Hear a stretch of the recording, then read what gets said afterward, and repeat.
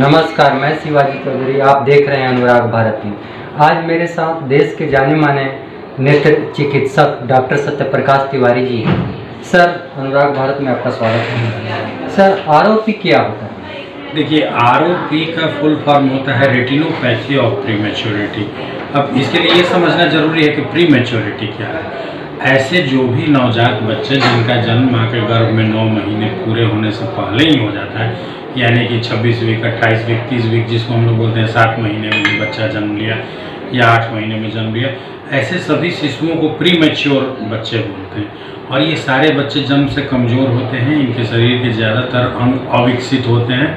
इनको जन्म के तुरंत बाद बहुत सारी दवाएं और लाइफ सपोर्ट सिस्टम की ज़रूरत होती है, जैसे ऑक्सीजन या सांस लेने में तकलीफ़ है तो उसकी दवाइयाँ, सर्फेक्टेंट, हायर एंटीबायोटिक, अगर इन्फेक्शन सेप्टिसेमिया है तो उसी प्रक्रिया में आँखों का जो पर्दा है वो भी अविकसित होता है, यानी कि इमेच्योर होता है। जब ये इमेच्योर पर्दा धीरे धीरे या तो नॉर्मल बनता है या उसमें खराबी आने लगती है। जो खराबी आती है उस बीमारी को रेटिनोपैथी और प्रीमेच्योरिटी या आरओपी कहते हैं। सर, आरओपी का खतरा किसे है?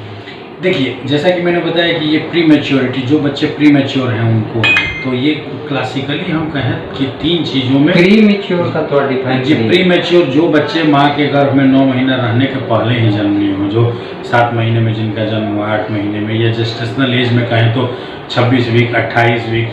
तो होता क्या था कि पुराने ज़माने में इस तरह के कम विकसित बच्चे जन्म लेते थे, तो जन्म के साथ उनके बचने की संभावना कम होती थी। लेकिन अब मेडिकल साइंस ने तरक्की की है, ऐसे बच्चे भी, ज़्यादातर बच्चे सर्वाइव करते हैं और जीवन में आगे बढ़ते हैं।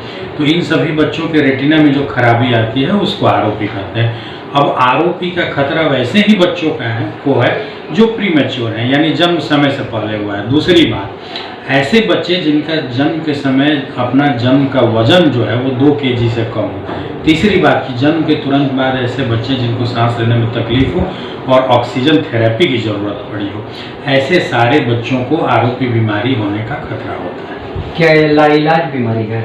देखिए, आरओपी बीमारी पूर्णतः ठीक होने वाली बीमारी है, इसका सटीक इलाज उपलब्ध है। लेकिन एक महत्वपूर्ण बात है कि इसका इलाज सिर्फ सही समय पर ही संभव है। कोई भी बच्चा जन्म के तुरंत बाद उसको आरओपी नहीं होता है। लगभग 15 से 20 दिनों के बाद यह बीमारी शुरू होती है और 30 दिनों में कहा जाता है कि सामान्यतः इलाज करने की परिस्थिति पैदा हो सकती है। तो ऐसे सभी बच्चे जो प्रीमेच्योर हों, जिनका जन्म समय से पहले हुआ है, आईसीयू में एडमिट रहे हों, ऑक्सीजन चला हो, ऐसे सभी बच्चों को जन्म के 30 दिन के अंदर आरओपी की जांच अवश्य करानी चाहिए। यदि आरओपी बीमारी है तो उसका इलाज होगा। यदि पर्दा पूरा नहीं बना है तो हम लोग फिर बोलते हैं कि आइए दोबारा देखेंगे। यदि पर्दा पूरा बन गया है, रेटिना पूर्णतः मैच्योर है, विकसित है, तो उनको कोई खतरा नहीं रहता है। उन्हें हम बताते हैं कि आपका बच्चे की आँख बिल्कुल ठीक है। तो ये बीमारी पूर्णतः ठीक होने वाली बीमारी है, बशर्ते कि सही समय पर, यानी जन्म के 30 दिनों के अंदर बच्चों के आँख की जांच किसी भी आंखों के पर्दे के विशेषज्ञ नेत्र चिकित्सक के द्वारा की जाए। सर, इसका इलाज क्या है? इस बीमारी का इलाज, जैसे कि जब भी ये बीमारी होती है तो इस बीमारी के 5 स्टेज होते हैं आरओपी के। स्टेज 1, 2, 3, 4 और 5। बीमारी स्टेज 1 में है तब तो इलाज की ज़रूरत नहीं होती। हम लोग फिर दोबारा देखते हैं कि ये बढ़ रही है या ठीक हो रही है। कभी कभी स्वयं भी ठीक हो जाती है और बढ़ती है तो इलाज होता है। बीमारी जब स्टेज 2+, 3+ पहुंचती है तो उसका इलाज करने की ज़रूरत होती है। इसका गोल्ड स्टैंडर्ड ट्रीटमेंट जो हम लोग बोलते हैं, यानी कि ऑथेंटिक ट्रीटमेंट है लेज़र फोटोकोगुलेशन।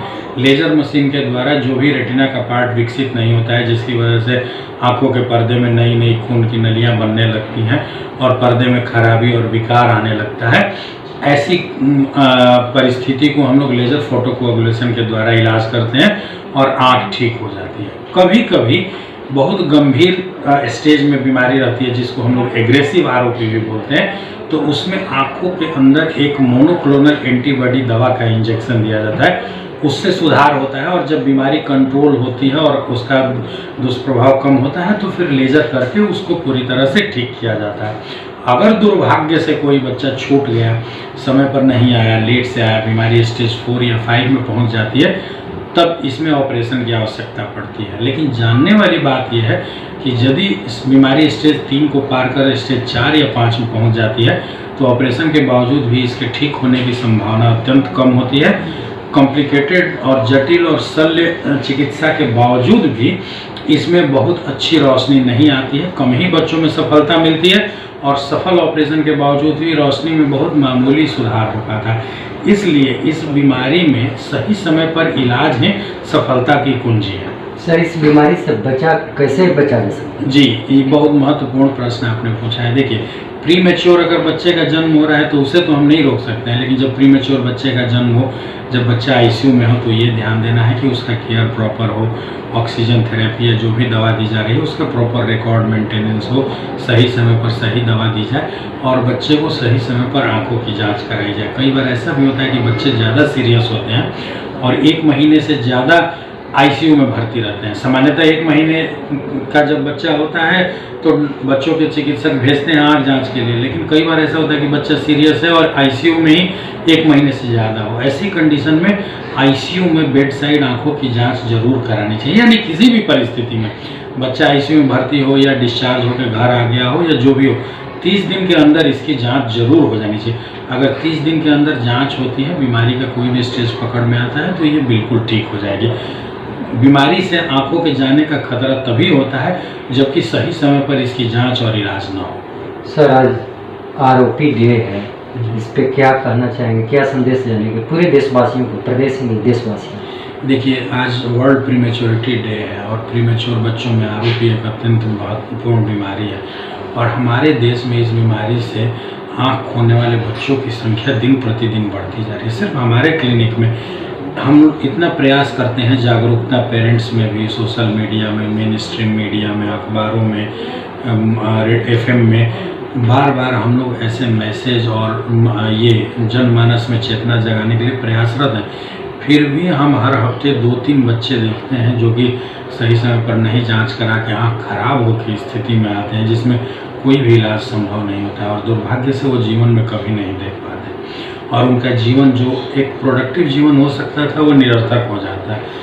तो हम यही संदेश देना चाहेंगे कि यदि बच्चा प्री मैच्योर हो तो चाहे जो भी मजबूरी हो, बच्चा छोटा हो, कम वजन का हो, उसको कई तरह की समस्या हो, डिस्चार्ज हुआ हो, आईसीयू में हो, चाहे जो हो जाए, हम ये प्रण लें कि उस बच्चे का 30 दिन के अंदर आँखों की जांच अवश्य कराएंगे। यदि हम ऐसा कराते हैं तो हम अपने इन नवजात बच्चों की आँखों खोने के दुर्भाग्य से बचा जा सकता है। सर, आज वर्ल्ड प्रीमेच्योर डे के बारे में हम प्रदेश एवं देशवासियों को इतनी जनोपयोगी जानकारी उपलब्ध कराई, इसके लिए आपको बहुत बहुत धन्यवाद।